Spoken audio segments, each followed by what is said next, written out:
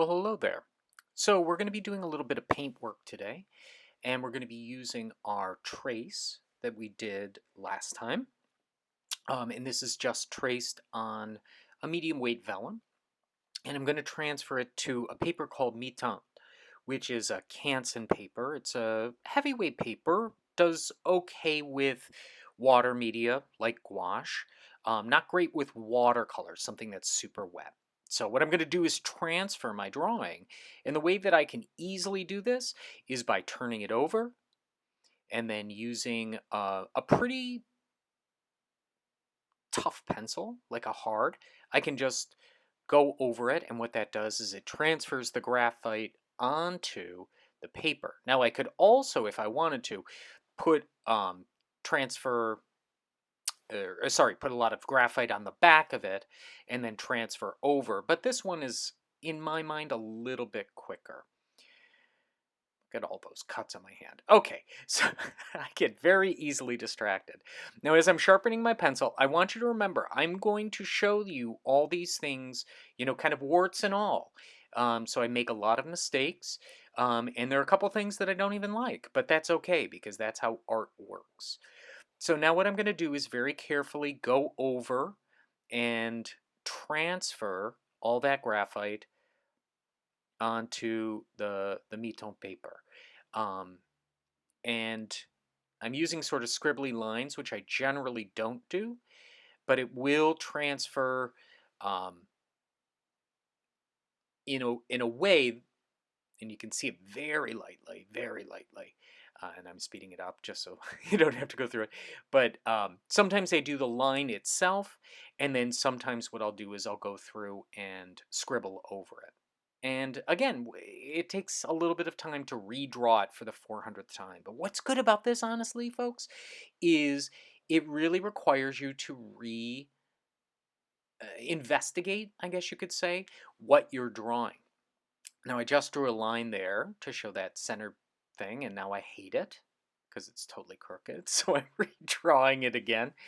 Uh, and that's why I like to use pencil, because you can always go back through. And if you've ever taken drafting with me, I like a good shield, which is this metal um, plate that you can lay down to erase. But here I'm just using a piece of paper so that I don't erase the line that I want. And I just put it right up against it. And then I can go back and forth. Sorry for the shaky shake. And so now that's erasing the most of the upper line. And I'm going to get rid of that coming up, but it sort of keeps me in play here. So now I only have kind of one line here. No, I don't know what I'm doing sometimes. Okay, clearing off my space. Because you have to remember that all those little fibers from the eraser, if they get onto your drawing, that will absorb water or it could sort of puddle on it. So you want to be really careful. Okay, so these are the gouache that I use, and gouache is a kind of thick paint. It has both the aspects of an acrylic in that it can be opaque, but you can also water it down, and it has much more of a watercolor quality to it. I like to use it because it's really forgiving and you can keep working with it and working with it. These are really expensive ones, these Holbein, and I use them every once in a while. But I also, in some of these that I'm transferring over, some of these are, those are the Holbeins right there. Some of these are pretty inexpensive. The acrylics I think were like $2 a piece. I have one there that was $1. You know, so I use all sorts of types, and they do mix pretty well together. Obviously, the better they are, or the more expensive they are, often the better they move. There's my little holder of my brushes and such. And I have usually two things of water, one to rinse the brush and one for clean, and then my soda. You always have to have your soda. I have another one right here, right next to me, in case I start coughing. Okay, soda. So, what I'm going to do is put a little dollop of paint, and you can see it's very small. You don't need a ton because we're going to water this down. And in truth, now that the project is over, I barely used what was there. So, especially if you're using expensive paint, it's nice to know you don't need very much. So there's the black, and then I'm going to put a dot of the, I think that's sienna there to work on my background. I'm trying to get rid of all the extraneous stuff. So there's my clear water, and I'm using a pretty fat brush because I want to work on my background. Now, this is the way that I'm thinking of the light. I'm thinking of the light moving that way, so my shadow is going to be behind. And I usually start with throwing down some just clear water to soften the paper to accept the gouache, but also to blend out the gouache a little bit. Now, I will tell you, I'm going to, I always am going to try to be super honest with you here. It had been a while since I've painted, and sometimes, this is always my first step, this shadow, and sometimes it just doesn't come right back to me. So I kind of make a big goof here, and that's okay. We're all human. So what I'm going to do is mix a little bit of the black with a little bit, just a touch of water. Get it really nice and thin. And then with the tiniest touch of some of that sienna in it as well, just to warm it up. I don't like deep black. I like a little bit of warmth to the colors that I'm using. And then what I'm doing with this big fat brush is just sort of laying in a little bit of tone. Now, if I was smart, I would have just stopped there. No more paint. But as you're going to find, I just keep thinking I'm going to fix it, and I keep fixing it, and keep fixing it, and then it just ends up making a big mess. Like, I should have stopped here. But what can you do? What can you do? So now I'm trying to blend it out, soften it. And you can see this gouache has kind of a watercolor quality to it. Now the thing is, it does take a couple seconds to dry, so I stepped away from it for a little while and came back. And you can see that there's still a little bit of wetness down at the bottom, so you need to be really careful because you don't want to smear that with your hand. Now also, if you notice, you can see where the paint sort of darkened up near the edge of the drawing, and I kind of like the way that that looks because that's me. So now I'm going in with a little bit of green, and I have two different color greens here, one that's a bit deeper and one that is a little bit more yellow, to try to capture that kind of spring green color. Now the thing about gouache is, you only need a few colors to be able to create almost everything infinitely. And certainly the amount of water that you add to it will, in a sense, lighten it in tone. So using my favorite brush, this brush has just seen its better day. It hurts, actually. It's all splintery because of the wet. What I'm going to do is I'm going to start where I guess you could say my shadow is, in a sense, where the darkest color is. I use the term, obviously shade and tint, but we'll talk about that in class and later. But in a sense, where that depth of color is going to be the richest. And what I'm trying to do is I'm using each of the layers of textile as my guide for filling in. What I find is you get a sense of the textile in there, the pieces that the garment is made of. I'm not just mathering, even though this whole thing is green, I'm not mathering the whole thing with it. And as the paint starts to diminish on my brush, now I'm going to move over to the other side and put in sort of my edges. And if you notice, I'm still working on what I'm thinking of that shadow side. And now I'm just using a little bit of water. I don't know what that finger swipe was. Using a little bit of water and really getting my color to be very watery at this point. And now I'm sort of joining the two sections to sort of fill in. Now it is a little streaky, but I promise you it's going to get a little bit better as we sort of walk the color, and I'll show you what that means. So I'm really trying to tighten up my lines, and I'm still filling in all of the things that, again, working in big sections, like the whole panel of the front of the dress. And now what I'm doing is I'm walking the color. What does that mean? I'm carrying the color from sort of the darkest section, sort of to the lightest section, and then I'm walking it back. And what that does is it gives it just a little bit of gradient, but it also works from sort of the most saturated to the least saturated, and then working it back, it sort of gradients it. It sort of builds it out so it feels more natural. Okay, and then I'm going to slowly fill in. And you can see how that's starting to take that color and build it out, making it feel more solid and less streaky. Sometimes I have to add a little bit more color to it. And again, that comes in time. That comes with use of it. And then I'm working it back. See how it's working the color into the shadow? It's bringing it back into that place. And again, because we're working in transparent layers, or translucent layers, I should say, you're building color on top of color. And I'm really sort of evaluating each of these areas and how the light will try to hit them. I want a little bit more color in there just to give it some depth. Now again, I don't use just gouache, just paint. I tend to like a mixed media approach because I think each different type of media has some use.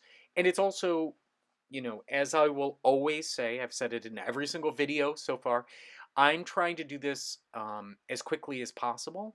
In most cases for me, this is, you know, just a communication tool. So it doesn't have to be perfect as long as it tells the story that it needs to have so that I can see how the whole design is playing out and everybody who needs to be able to use this to communicate can understand it.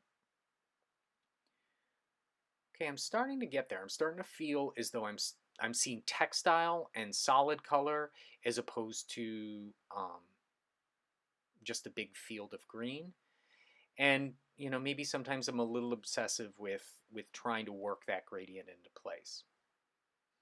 I'm using that clear water every time I can. I'll go and I'll clean my brush and then get back in. So now I'm sort of looking at the collar section. And I'm trying this with a little bit more water to see how it feels, okay? To see if I'm giving a sense of translucency or giving a sense of lightness with the color. Now, I will warn you, I did make a huge mistake. Not mistake, just, you know, sometimes I get ahead of myself. I get so excited. I want to paint that dress. And I realized I didn't do the skin tone first, because usually what I do is the background, then I do skin, and then I do the garment.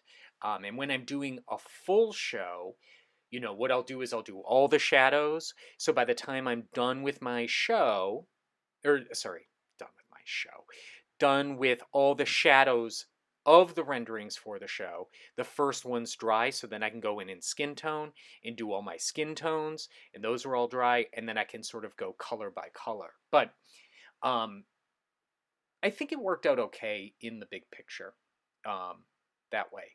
But just doing an individual picture, I sort of got excited and jumped ahead. So forgive me. Like I said, this is all, you know, warts and all.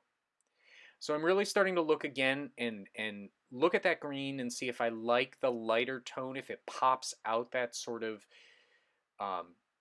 scarf capelet collar.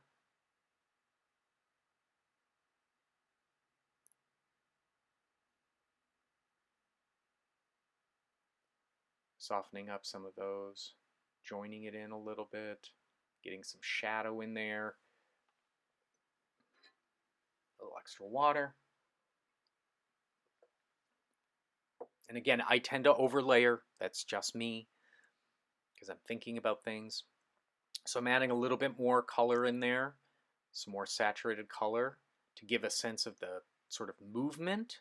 Because if you think this is swag to that knot, and then it goes into the cape. So I want to give some density to each of the sort of, not necessarily swags, but each of the sort of undulations of the tiers that I'm working on here, as well as the cape sleeve.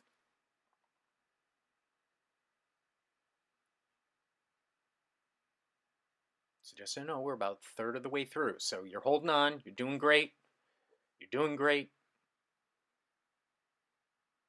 I'm adding some shadow. It's not really shadow. I shouldn't say that because it's just saturated color to give a sense of fold and movement of the fabric. And one of the things too that, you know, I tend to think of is I'm constantly sort of revisiting it. I'm constantly saying, you know, where am I now? Could I have stepped away from this drawing 100 times? Sure. But because I did have time, I, you know, could sort of fix things a little bit more. You know, stuff that I could solve maybe with a pencil or a pen. Um, I'm trying with a little bit more with paint. I try to keep my drawings, if I can, each drawing around maybe 10 to 15 minutes. It's harder for me to say how long I'm willing to spend on a rendering.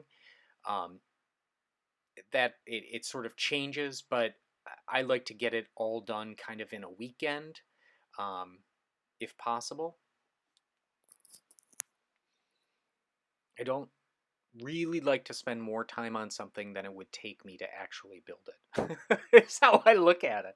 Uh, but but it changes. Sometimes I get really really fussy with things, especially if there's detail or textiles, um, like patterns on textiles and things. And because I don't have 700 renderings that I need to do for a big musical, I'm not pushing myself. Sometimes I really am just like, throw down some paint and do some things. I think this is where I realized I didn't do skin, because if you notice on that shoe, there's a little cutout, and I'll want that filled in first before I get into the shoe. So this is a very problematic name for um, the color. They call it flesh, which is really Caucasian, and I hate that. And it's dried out. I've had it for very long. And so one of the ways that you can use it still, because it costs me a lot, you know, is I just put a little bit of water on my brush and then swirl it around inside. And because I want a little bit deeper of a skin tone, I don't want it to be super pink. What I'm going to do is add a little bit of that brown that I have in place, a little bit of that black to sort of bring it up, add a little bit of water to it. You can see we're starting to get a really nice rich tone. And if you notice, I have a little extra piece of paper, the same Mitiam paper, behind, and I can sort of see how that plays out. Because if I just go right to the painting, to the rendering, I could screw up. So I sort of follow the same rule that I did before. I start in the shadow and I work my color over. Now for skin tones, I tend to work much more translucent, almost more like watercolor. And because I'm working in the geometry of the body, I tend to use a smaller brush and tend to work um, a little bit more precisely. I'm not just throwing water and paint everywhere. can see I'm sort of working back and forth, moving that color the best that I can. So I tend to, start at the left, work to the right, and then I tend to move that color from right to left, right to left, right to left, using it to create depth and texture and shadows.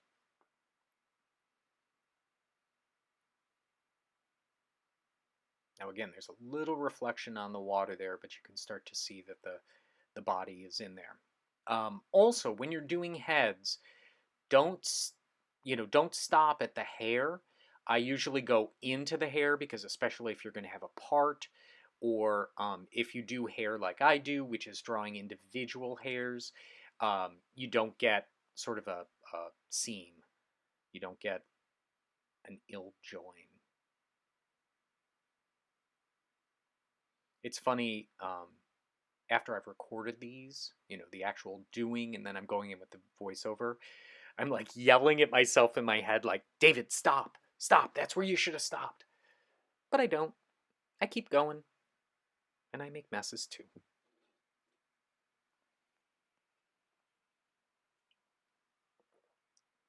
Okay, and doing the legs.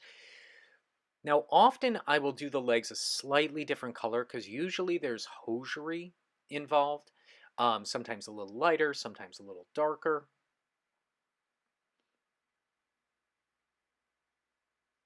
But that's what it was all about, that little cutout in the shoe where the Mary Jane strap is. And that's what reminded me of that. And I'm going to go in and shadow.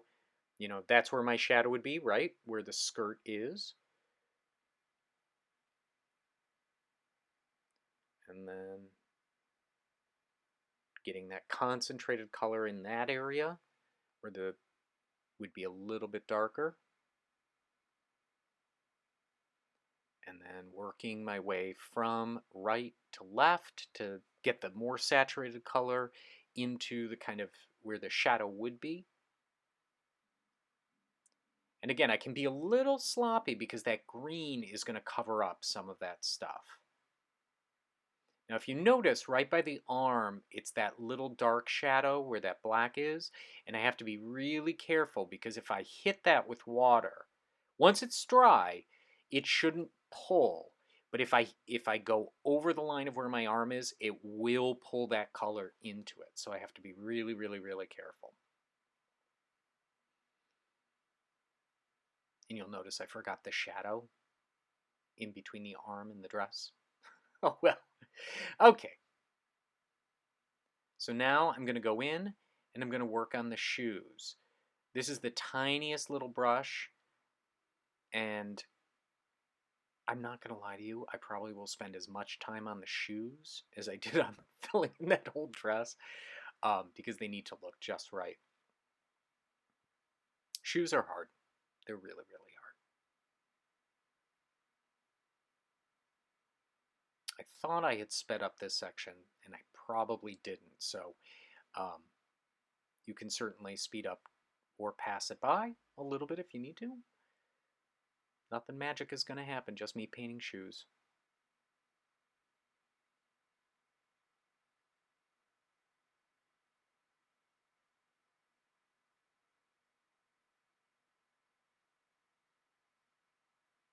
And me staring at that shadow that I hate so much.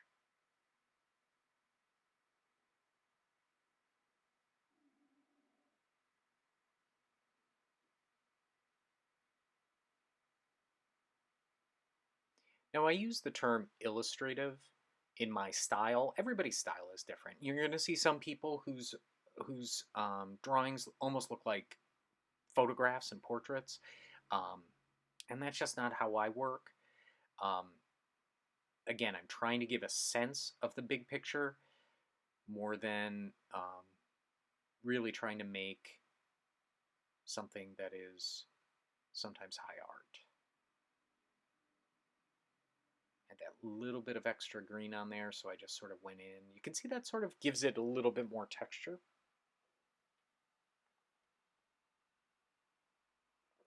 Cleaning up edges. I hope I didn't gulp too much in that time. Oh, I could have easily cut out another 5 minutes.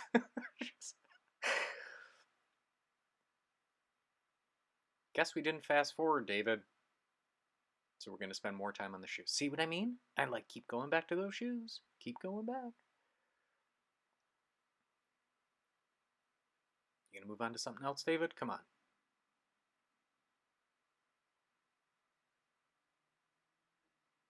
So as that color started to dry, there were a couple clumpy clumpies in it, little pockets, little sections that weren't quite as smooth as I wanted. So I'm just taking a wet brush now that it's dry and sort of moving that color, if you notice, from right to left into the shadow. I'm moving that way,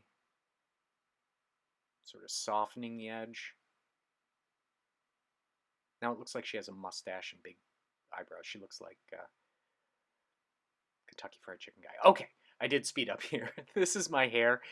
So, well, not my hair, the hair. And if you notice, I'm using a really thin brush and I'm drawing kind of individual hairs and letting it build up and build up and build up. And I tend to like to use a couple different colors, sometimes a little lighter, sometimes a little darker. And in this case, building up that bob and that little spit curl at the side.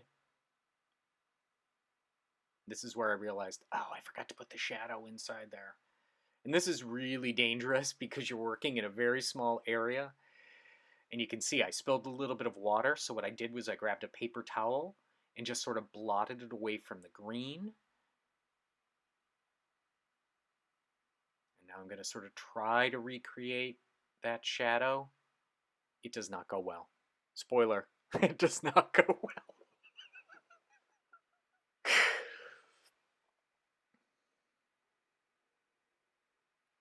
Yeah, can you see? Oh, oh. If only you could actually hear what I was probably saying at this point. I was yelling at myself because this is the point that I probably should have started again. But sometimes you just can't go back. Sometimes you got to work with what you're given. I'm trying to be super careful. Now I can use my paper towel again. And I took a little tiny piece, I'm folding it up, and I'm just sort of tapping it to pick up any of the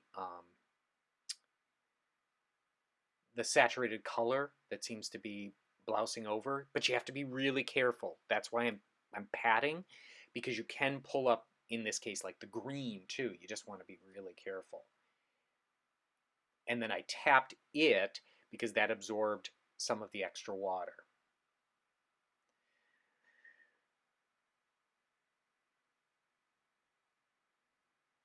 Okay, so there we go. We're back on track. So luckily I did speed this section up. So, oh, David, see, I'm obsessing about this again, and I thought adding more color was going to help. You're going to find it doesn't. It doesn't help. It makes it worse. I should have just stopped there. Oh, no, not there. Oh, David, what have you done? What have you done?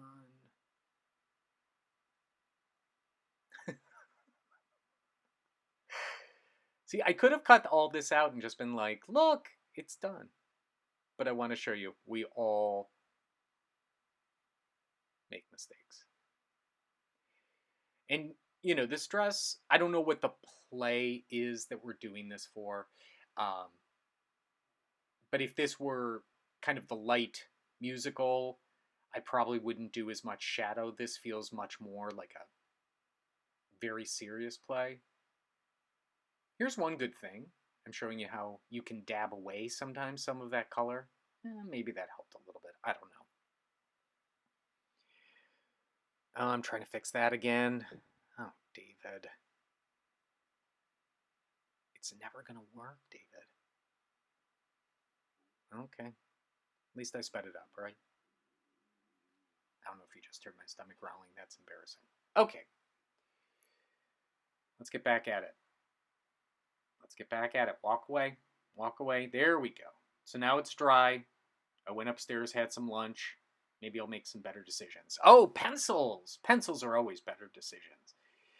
So this is, I have a 1,000 pencils, I think. And this one is just really great because everything is kind of right at um, arm's length. And so I thought, oh, this green will work. Here's another green that'll work. Nice sharp tips. Now, Prismacolors are very soft. They're very, very soft. And sometimes you have to be really careful with them because even if you just jostle them about, the lead inside can split. So you need to be really careful and then they don't sharpen. And so I'm trying out this color and it's exactly the same color as the paint. It's really not giving me any depth or texture. So I'm trying it, I'm evaluating it, and seeing if it's even useful.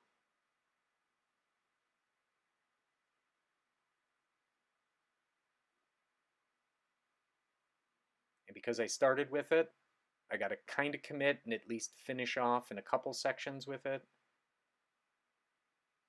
Getting a little bit there, but it's not giving me quite the depth and texture that I need. So then I move on to another pencil. I'm like, is there another green? Is there a better green? There's no better green. And so I go to my stash, sharpen up. Don't like that one. Let's try this one. Oh, now I'm just making a mess. Maybe? Oh, I like that. Doing a little bit of shadow with that.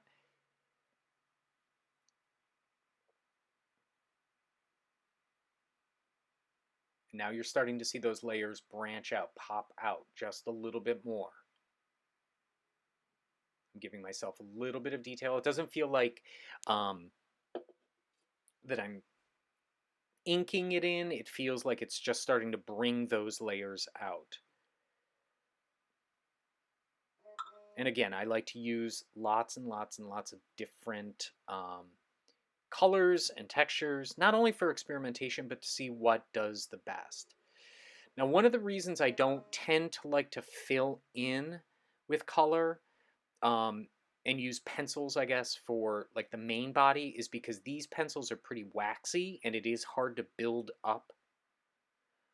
But I'm now using the pencil for the fine details, a little bit of makeup, a little bit of shadow. I did a little bit with the hair as well. And now I'm trying to build up. I should have turned off my phone before we started. Okay, starting to build up. A little bit of red on the lips. Oh, I'll obsess about that later. Isn't that exciting?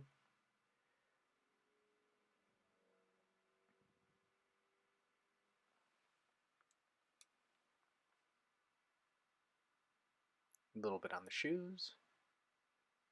Now that we're a little closer, you can see how those elements sort of pop out. Okay, now starts the fun part.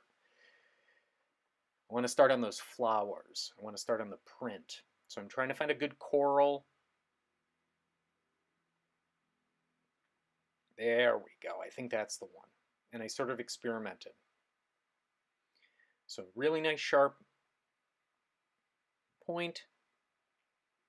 And just like when we did the digital rendering, what I'm going to do is I think very much in sort of a diamond grid pattern. So what I did is I started where I probably would place it, and then I start my little scribbles. I'm balancing them out, do one on one side, I mirror it on the other, or balance it out as it would be. Now the one thing is the color in this form isn't popping as much as it kind of does in real life, but you can sort of see how they've been placed out. So now I'm going to pick my yellow, which is kind of a yellow orangey ochre color, and now I'm going to add the second flower.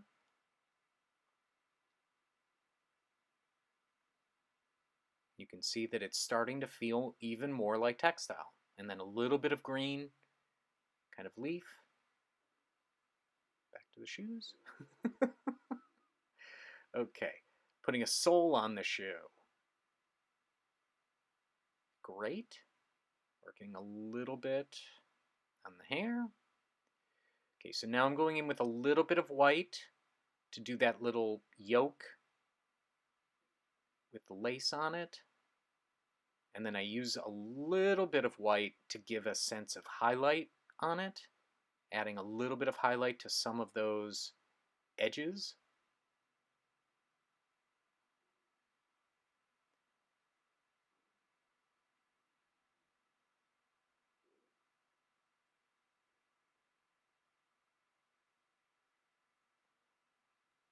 And then I go back in with that sort of coral color and pipe the edges wherever we have them. And again, on camera, this looks a little bit more dark than it does in real life, but it gives you a sense of the edging on there. And remember, those aren't straight across. They do have a little bit of fluctuation, a little bit of wave in them. So I'm trying to break them up as they would sort of flutter. And then I'm putting more edging.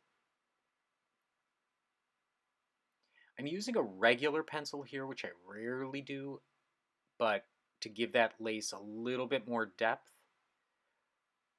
And maybe when we're in class, I'll show you my J squiggle sort of way that I show details on things for lace and such.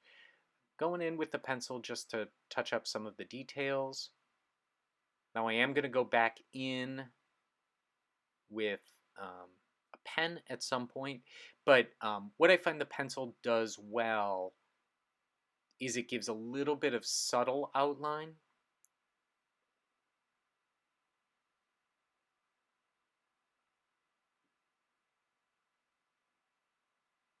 Okay, so now I'm going to do my final markings. So I like these little micron markers. They're very, very thin. That's a 0.1. This is a 0.3. It's almost imperceivable there. And then this is a Sharpie fine point, and you can see they're not that far off, really, but I really want as fine a point as possible, so I'm working with the 1. And this is where I do a little bit more of my detail points, put in the darkest shadows, finish up some edging, work on the eyes and the eyelashes.